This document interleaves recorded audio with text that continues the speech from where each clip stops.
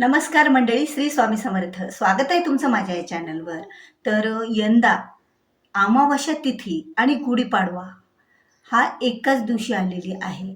कारण बघा, गुढीपाडवा जो हा सण आहे, तो सण चैत्र महिन्यातील प्रतिपदेला, चैत्र महिन्यातील पहिल्या दिवसाला साजरा केला जातो आणि चैत्र महिना हा मराठी नवीन वर्षातील पहिला महिना मानला जातो. आणि पहिल्या दिवसाची सुरुवात ही घरासमोर गुढी उभारून केली जाते.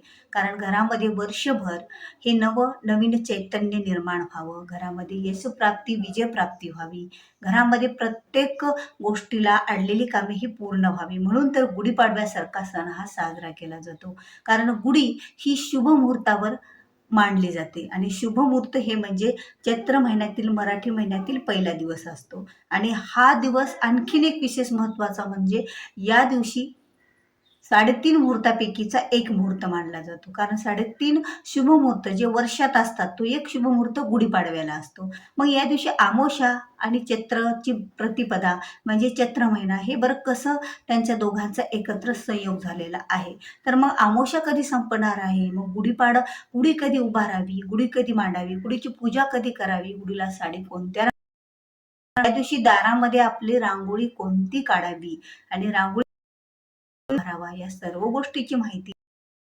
व्हिडिओच्या माध्यमातून मिळणार.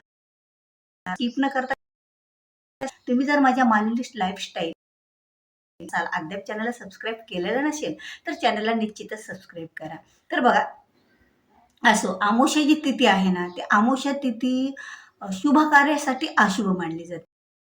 तिथी ही शुभच असते, ती अशुभ नसतेच. कारण तो दिवस म्हणजे लक्ष्मी मातेच्या पूजनाचा दिवस असतो. पण कामे वेगळी केली जात नाही. जे कामे केले जातात, उपाय, तोडगे केल्या जातात. पण ज्या वेगळी काही कामे असतात, जी कामांची सुरुवात असते, ती या दिवशी केली जात नसते. आणि हा दिवस आणि ज्या वेळेला चैत्र प्रतिपदा म्हणजे चैत्र महिन्यातला पहिला दिवस गुढी उभारण्याचा ही एका दिवशी आलेली आहे. त्यामुळे असा गोंधळ यावर्षी यंदा उठलेला आहे की गुढी कधी मांडावी, हाही प्रश्न पडलेला आहे. गुढी कोणत्या दिवशी मांडावी आणि किती वाजता मांडावी त्या दिवसभरातून, कारण वेळ सुद्धा तेवढाच महत्वाचा आहे. तर बघा, गुढीपाडवा 19 मार्च 2026 वार बुधवार या दिवशी साजरा होणार आहे. तर आदल्या दिवशी म्हणजे 18 तारखेला 18 मार्चला जी अमावास्या आहे ती सकाळी 8:26 सुरुवात होणार आहे. आणि अमावास्याची समाप्ती म्हणजे आता अमावास्याची समाप्ती ही दुसऱ्या दिवशी होणार आहे. गुढीपाडव्याच्या दिवशीच अमावास्या सुद्धा पहाटपर्यंत चांगला दिवस निघेपर्यंत असणार आहे. बघा, नेहमी असं म्हटलं जातं की दिवसानं पाहिलेली अमावास्याची तिथी धरली जाते, अमावास्याचा दिवस धरला जातो. मग आता दिवस तर तेव्हा उगवणारच आहे, कारण अमावास्या तिथी ही 6:55 संपणार आहे. म्हणजे दिवसाने ती अमावास्या दिवस हा पाहणारच आहे. तर मग गुढी कधी उभारायची आहे, तर बघा, ज्या वेळेला अमावास्या तिथी ही दिवसाने पाहिली जाते त्यावेळेला तो दिवस म्हणजे अमावास्या तिथीच मानला जातो. पण कसं आहे, ज्या वेळेला तो महिना संपून दुसरा महिना लागतो, पण काही सणवार असतात, काही शुभ मुहूर्त असतात. मग आता शुभ मुहूर्त या दिवशी 3.5 मुहूर्तापैकी एक येणार आहे, तो म्हणजे शुभ मुहूर्त गुढीपाडव्याचा. जसं की दिवाळीचा पाडवा एक शुभ मुहूर्त असतो, अक्षय तृतीया हा एक शुभ मुहूर्त असतो आणि दसऱ्याचा अर्धा शुभ मुहूर्त असतो आणि गुढीपाडव्याचा एक शुभ मुहूर्त असतो. असा मिळून वर्षातून शुभ मुहूर्त हे 3.5 दिवसाचे असतात आणि 3.5 शुभ मुहूर्तापैकी हा एक गुढीपाडव्याचा शुभ मुहूर्त असतो. म्हणून तर या दिवशी अमावास्या ही सकाळी 6:55 संपणार आहे. तेवढा वेळेपर्यंत आपल्याला गुढीची कुठलीच तयारी करायची नाही. म्हणजे गुढीचा बांबू धुणं, गुढीसाठी साडी काढणे, गुढीचा ताट पूजेचं मांडून ठेवणं, ह्या कोणत्याही गोष्टी करायच्या नाहीत. कारण अमावास्या तिथी ही अशुभ वेगळ्या पूजेसाठी मानली जाते. कारण अमावास्याला जी पूजा केली जाते त्यासाठी अमावास्या शुभ असते. पण जे अमावास्या सोडून व्यतिरिक्त पूजा ज्या केल्या जातात त्या अमावास्याच्या दिवशी केल्या जात नाहीयेत. म्हणून आपल्याला सकाळी पहाटे 6:55 नंतरच पूजेची तयारी सुरू करायची आहे. त्यानंतर तुम्ही आपलं घरदार स्वच्छ करून घ्यायचं आहे. त्यानंतर तुम्हाला गुढीसाठी एक बांबू जे तुम्ही आणणार आहात, कारण गुढी ही नेहमी कोणत्याही लाकडावर न बांधता एकतर खैराचं लाकूड किंवा आपला बांबू, वेळ्याचा बांबू असेल तर त्यावरच गुढी मांडायची असते. तो स्वच्छ करून धुवावा, गरम पाण्याने धुवावा, म्हणजे जी पवित्र करून करून घ्यावा. त्यानंतर त्याला हळदी कुंकाचे 5-5 बोटे लावून घ्यावे आणि नंतर तो सज्ज झाला हा गुढी उभारण्यासाठी. नाहीतर कुठलंही लाकूड आणलं आणि त्याला साडी गुंडाळून गुढी ही उभी केली जात नाही. ती गुढी तशी उभी करूनही त्याचं फळ आपल्याला मिळत नसतं. म्हणून एवढी दक्षता आपल्याला गुढी उभारताना करायची आहे. आता गुढी उभारताना आपल्याला सकाळी 6 वाजून 55 मिनिटाच्या नंतरच गुढीची तयारी करायची आहे.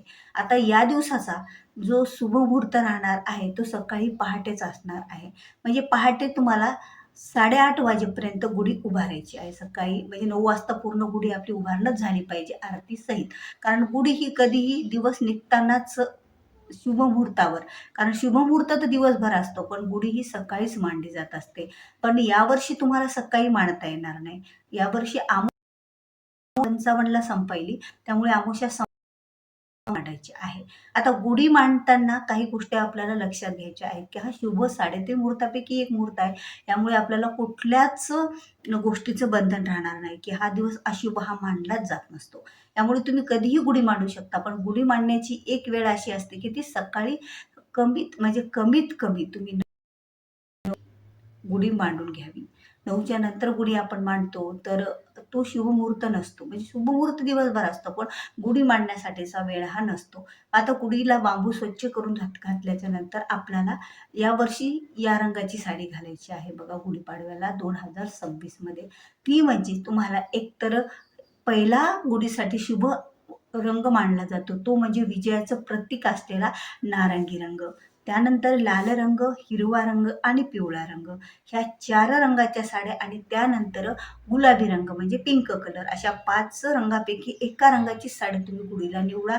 इतर कोणत्याही रंगाची साडी तुम्ही जांभळ्या किंवा तुम्ही पोपटी रंग, त्याचबरोबर तुम्ही निळा रंग, ग्रे कलरचा रंग, पांढरा रंग, काळा रंग, या रंगाच्या चुकूनही गुढीला साडी घालू नका, कारण त्या रंगाची साडी गुढीला घातल्या जात नाही. गुढी उभारल्याच्या नंतर आता गुढीचा जो तांब्या असतो तो तांब्या स्वच्छ करून घ्यावा आणि नंतर त्या तांब्याला आपल्याला त्याला एखादा दोरा सुद्धा गुंडाळून घ्यायचा असतो. जी उलण असती लाल रंगाची तीच गुंडाळून घ्यावी. नंतर त्याला हळदी कुंकाचे 4 आणि कुंकाची 4 बोटे अशी ओढायची असतात. एकूण 8च बोटे का ओढायची असतात त्या तांब्याला? कधीही कलशाला 8 बोटेच असावी. तर त्या कलशाला 8 बोटे म्हणजे 8 दिशाचं प्रतीक. 4 उपदिशा आणि 4 मुख्य दिशा. उपदिशा म्हणजे नैऋत्य, ईशान्य, वायव्य आणि त्याचबरोबर आग्नेय, ह्या झाल्या उपदिशा. आणि मेन दिशा तर आपल्याला माहीतच आहे, पूर्व, पश्चिम, दक्षिण आणि उत्तर, ह्या 4 दिशा.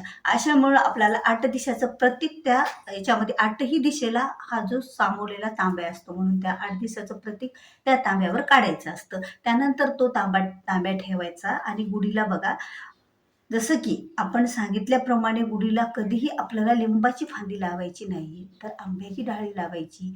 तुम्हाला जे काही आपण गाठी घालतो त्या गाठीचा हार घालायचा, एक अष्टपुत्री हार घालायचा आणि त्याचबरोबर साडी एकटी घालायची नाही, तर साडीसोबत एक ब्लाऊज पीस त्याला आवर्जून घालावं. कारण साडी खण आणि साडी, कारण गुढी एक लक्ष्मी स्वरूपात त्याचं प्रतीक आहे विजयाचं आणि लक्ष्मीचं. त्यामुळे तिला कधीही एकट्या साडीला घालायचं नसतं, तर साडीसोबत ब्लाऊज पीस म्हणजे साडी आणि चोळी आपण त्यांना अर्पण करायलो अशी भावना घेऊन दोन्हीही त्या गुढीला लावायचे असतात. तर गुढीची आपण उभारणा केली, गुढीची पूजा करायची 9च्या अगोदर. गुढीची पूजा केली सुद्धा या दिवशी खातात आपल्या शरीरासाठी उष्णता साठी, कारण उष्णता इथून वाढत असते. तर यामुळे उष्णता वाढलेली आहे, त्यामुळे कडुलिंबाची पाने आणि अशा गोष्टी खायच्या असतात. कारण यामुळे आपण 4 महिने सुद्धा प्रतिकार करू शकतो. जी काही गरमी आहे ते आपल्या शरीराला होऊ नये म्हणून हा पण नैवेद्य गुढीला दाखवला जातो. नंतर तर जी आहे गुढीला नैवेद्य दाखवायची, त्याप्रमाणे आपण नैवेद्य दाखवला तरीही चालतो. यामुळे अमावस्या आणि गुढी एकाच दिवशी आहे, यामुळे घाबरायचं कारण नाहीये. अमावस्या संपली याच्या नंतर गुढी उभारायला सुरुवात करायची आणि गुढी उभारायची. सायंकाळी गुढी ही आपण ज्या वेळेला प्रदोष काळ होतो, प्रदोष काळात गुढी कधीही उतरायची नाही. त्याच्यानंतर थोडा अंधार पडतो त्यावेळेला गुढी ही उतरायची असते. सर्व देवी देवता आपल्या घरामध्ये केलेली पूजा ही कधीही उतरायची नसते. पूजा आपण करू शकतो, पण पूजेची उत्तर पूजा करू शकत नसतो. म्हणजे गुढी उतरायची म्हणजे गुढीची उत्तर पूजा. तर उत्तर पूजेसाठी प्रदोष काळ नसतो. प्रदोष काळ संपल्याच्या नंतर 10 ते 15 मिनिटांनी म्हणजे मी आता पाहायला गेलं तर दिवस उशिरा मावळत आहे, त्यामुळे 7च्या नंतर द्यायची आहे, एवढं लक्षात घ्यायचं आहे. कारण गुढी ही कमीत कमी गुढी ही 12 तास तरी आपल्या घरामध्ये असायला हवी. 11 ते 12 तास त्याला शुभ मानलं जातं. आणि हे ज्या गुढीच्या ज्या वस्तू आहेत त्या घरातील सर्वांनी मिळून खायच्या असतात. जशी गाठी आहे ती उन्हापासून आपलं संरक्षण करत असते. कधी ऊन लागलं आपल्याला तर. जी लिंबाची जी आंब्याची जे काही ते तुम्ही फांदी तिथे ते ढाळी लावलेली आहे ती सुद्धा आपल्या शेतात व्यवस्थित टाकावी. यामुळे आपल्या शेतामध्ये धान्य हे चांगले पिकत असते. आता ज्याच्याकडे शेतामध्ये नाही त्यांनी कुंडीमध्ये सुद्धा ते पाणी टाकले तरीही चालेल. त्या गुढीचं इतरत्र कुठेही काही फेकून देऊ नये. कारण गुढी ही विजयाचं प्रतीक आहे आणि विजय हा आपल्या घरातच आपल्याला ठेवायचा आहे. यश प्राप्ती आणि विजय प्राप्ती ह्या दोन्ही गोष्टी आपल्या घरातच ठेवायच्या आहेत. त्यामुळे इतरत्र कुठेही या वस्तू टाकून द्यायचं नाही. आणि जी गुढीला साडी घालताना ती साडी कुणालाही देऊ नये. गुढीला घातलेली साडी आपण स्वतःच वापरावी. कुणालाही ती देता कामा नये. नाहीतर आपल्याला लागणारं पुण्यही दुसऱ्यांना जात असतं. त्याचे वाईट परिणाम सुद्धा आपल्याला भोगावे लागत असतात. तर त्यामुळे यंदा गुढीपाडव्याला तुम्हाला अमावास्या आणि गुढीपाडवा एका दिवशी असला तरी यावेळेमध्ये तुम्ही पूजेचं जर नियोजन केलं अशा प्रकारे तर आपल्याला संपूर्ण गुढीपाडव्याचं गुढी उभारण्याचं फळही मिळून जाईल. तर व्हिडिओ आवडला असेल तर व्हिडिओला लाईक करा, शेअर करा. तुम्ही माझ्या चॅनलवर नवीन आहात, अद्याप चॅनलला सबस्क्राईब केलेलं नसेल तर चॅनलला सबस्क्राईब करा. तर भेटूया पुन्हा अशाच एका नवीन माहितीपूर्ण व्हिडिओसोबत. तोपर्यंत श्री स्वामी समर्थ.